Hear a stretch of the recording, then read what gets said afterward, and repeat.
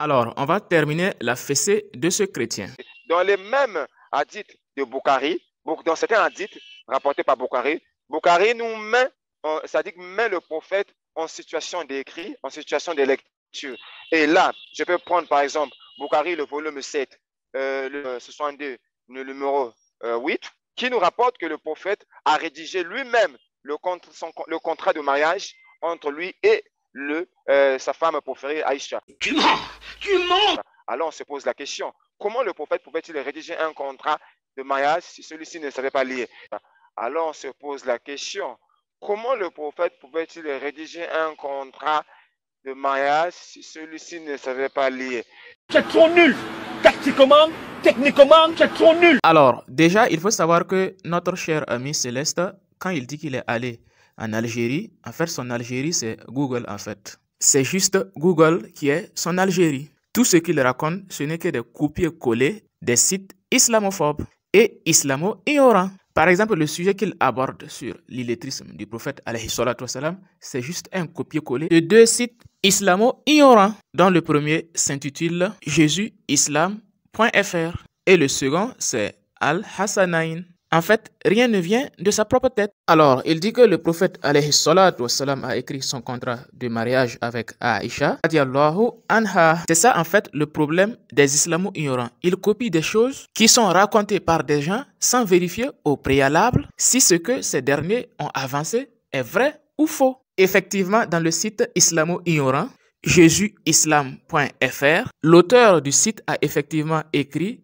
comme vous le voyez à l'écran, que le prophète a écrit son contrat de mariage. Lui aussi, à son tour, n'avait fait qu'un copier-coller d'un site anglais des hadiths du prophète alayhi salatu wassalam, sans aucune connaissance de base. Le problème avec ce hadith authentique, il est double. Le prophète a écrit son contrat de mariage. Question, est-ce que c'est le prophète qui a écrit de ses propres mains? Sans doute, les islamo-ignorants vont nous dire que c'est le prophète qui a écrit de ses propres mains. On a déjà refuté cela dans la vidéo passée, on ne va plus revenir là-dessus. On va juste poser deux questions à ces islamo-ignorants avant de refuter définitivement ce hadith. Nous sommes dans Deutéronome, le chapitre 24, le verset 1. Il nous a dit que si un homme veut divorcer de sa femme, il doit écrire une lettre de divorce. Question 1 aux islamophobes. Est-ce qu'un illettré, selon la loi de la Torah, pouvait divorcer de sa femme? Parce que l'illettré ne peut pas écrire. Or, la Bible dit que c'est lui qui écrira une lettre de divorce pour sa femme. C'est le mari qui veut divorcer, doit écrire la lettre de divorce pour sa femme selon la Bible. D'où la question, est-ce qu'un illettré pouvait divorcer de sa femme? La réponse logique, c'est oui. Alors, question 2,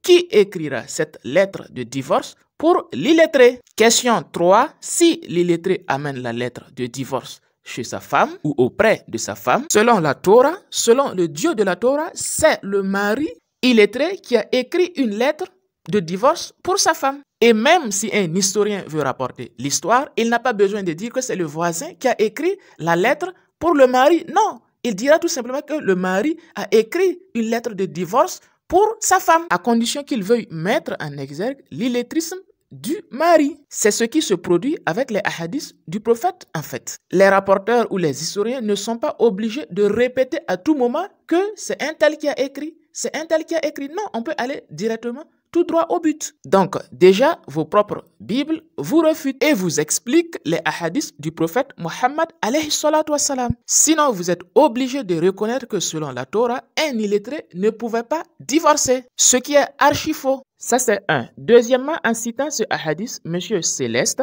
prouve clairement que son avion n'a pas atterri en Algérie, mais plutôt sur Google. Pourquoi? Parce que dans le texte original arabe, il n'est pas marqué que le prophète a écrit un contrat de mariage avec Aïcha. Non seulement le verbe écrire ne figure pas dans le hadith, en plus, le terme contrat de mariage ne figure pas dans le hadith. Ça prouve à tel point nos amis respirent l'ignorance. Le hadith dit tout simplement Tazawwaja an-nabiyyu sallallahu alayhi wa sallam Aïshata wa hiya ibnatu Sittin. Le prophète Tazawwaja épousa Aïcha lorsqu'elle avait 6 ans. Tout court, le hadith ne parle même pas d'écrire. Le terme écrire ne figure même pas dans le texte original. Encore moins l'expression contrat de mariage. C'est ça en fait le problème avec les islamo-ignorants. Ils ne maîtrisent même pas leur propre Bible et c'est dans nos sources, ils veulent venir jouer. L'islam, ce n'est pas du jeu. Les sources islamiques ne sont pas du jeu. Vous n'aviez même pas le Saint-Esprit pour comprendre votre propre Bible. Ce ne sont pas les hadiths que vous allez comprendre. Mais oui, c'est clair. En tout cas, j'ai un petit conseil pour Monsieur Céleste.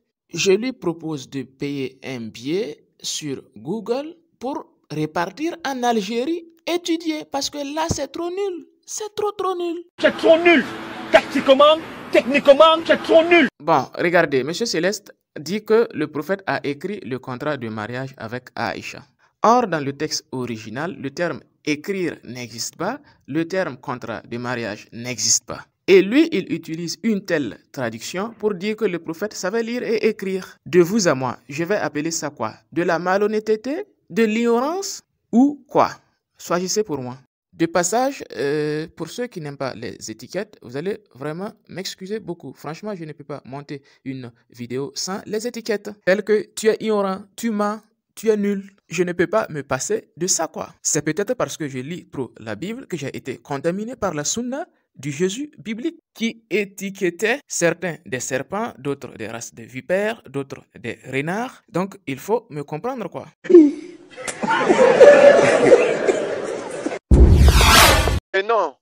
Prénom Sahih Muslim, le numéro 889.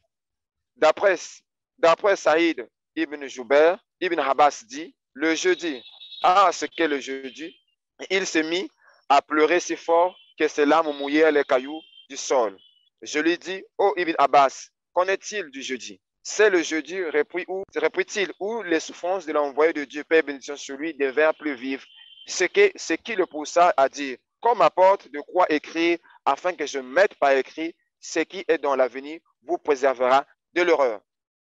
Voilà, il y a ce hadith rapporté par Muslim qui nous montre, qui met en scène, c'est-à-dire qui nous révèle les derniers jours du prophète de l'islam.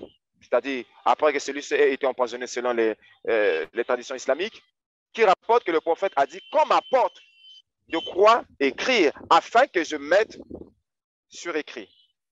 La seule question face à cet hadith, par rapport à notre thématique, c'est de dire comment un illettré pouvait-il demander qu'on lui apporte de quoi écrire tant qu'il n'était illettré. Une fois de plus, on remarque une contradiction entre, premièrement, ce que Bukhari a déclaré dans son rapporté de l'histoire de Mohammed et ses propres écrits. Une fois de plus, on remarque une contradiction entre, premièrement, ce que Bukhari a déclaré dans son rapporté de l'histoire de Mohammed et ses propres écrits. Là, tu touches à ma sensibilité. Tu touches à ma sensibilité. Tu n'es pas du tout qualifié de parler de mon gros frère. Tu n'es pas qualifié du tout. Là encore, M. Céleste ment par ignorance parce qu'il est simplement qualifié dans les copier-coller des sites islamophobes. Regardez, il dit, le prophète a dit, qu'on m'apporte de quoi écrire afin que je mette par écrit ce qui, dans l'avenir, vous préservera de l'erreur. Et il dit, voilà, si il ne savait pas lire, pourquoi il dit, qu'on m'apporte de quoi écrire afin que je mette par écrit. Et pour lui, le prophète pouvait écrire de ses propres mains. On a déjà expliqué ça à maintes reprises, on ne va plus revenir là-dessus. Ça, c'est un. Deuxièmement, le terme traduit par mettre à l'écrit, c'est le terme arabe kataba, qui signifie prescrire ou recommander, ou aussi mettre à l'écrit. Ici, le prophète voulait tout simplement que l'on mette à l'écrit une prescription, une recommandation qu'il va donner oralement, qui doit être cristallisé dans un testament. Et ça, ce n'est même pas nous qui l'expliquons comme ça. C'est la suite du hadith qui s'explique lui-même. Mais M. Céleste a coupé cette partie. Bon, en fait, ce n'est pas lui qui a coupé, parce que dans le site qu'il a fait son copier-coller, il n'y a pas la suite du hadith. Donc, la falsification vient de l'origine. Depuis l'Algérie, googoliste, islamophobe. Alors, que nous dit la suite du hadith? Lorsque le prophète a dit qu'on m'apporte de quoi écrire, afin que je mette à l'écrit, les compagnons qui étaient là se sont dit, est-ce que le prophète est conscient de ce qu'il dit? Et c'est en ce moment le prophète a repris la parole et leur a dit, laissez-moi, ce qui m'occupe maintenant vaut mieux que ce à quoi vous m'invitez. Je vous fais 3 recommandations. Je vous fais 3 recommandations expulsées de l'Arabie, les polythéistes, Accueillez dûment les députations qui viendront vers vous, comme moi-même je le faisais. Donc ici, le hadith même en question que M. Céleste utilise nous dit que et nous prouve clairement qu'il s'agit de recommandations verbales qu'il exigeait à ce qu'on les mette à l'écrit. Mais comme ils sont toujours obligés de falsifier nos sources, ils sont obligés de couper cette partie. Ils sont obligés de cacher cette partie du hadith et se fourrer au sens littéral du hadith, qui contredit non seulement le contexte du hadith et l'esprit du hadith, parce que déjà, on est à la mort du prophète et le prophète lui-même, comme le rapportent les hadiths authentiques, qu'il ne pouvait même pas en ce moment prendre le siwak avec ses propres mains et c'était Aïcha qui le mettait dans sa bouche. Donc, comment quelqu'un qui pouvait même pas tenir un siwak de ses propres mains, pouvait-il écrire quelque chose de ses propres mains?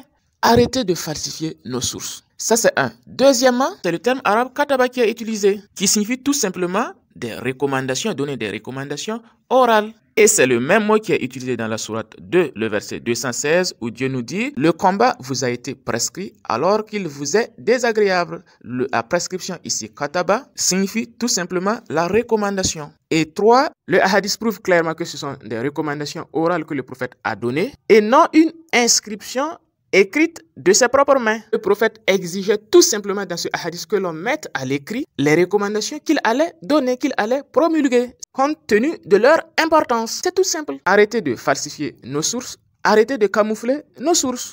Monsieur Macron, tu dis quoi? Mais vous êtes malhonnête sur les autres. Mais je peux vous le dire, parce que c'est quand on dit la moitié de la vérité, c'est qu'on ne dit pas toute la vérité.